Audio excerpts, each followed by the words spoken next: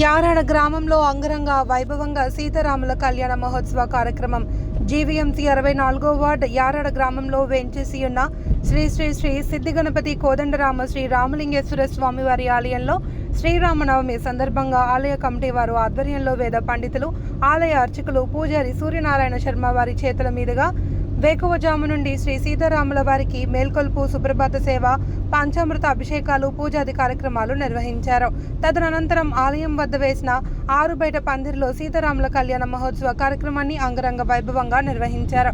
తదనంతరం ఉత్సవమూర్తులను గ్రామంలో బాణసంచా, కోలాటాలు, తప్పుడుగుళ్ళు, భజన పాటల మధ్య ఊరేగించారు.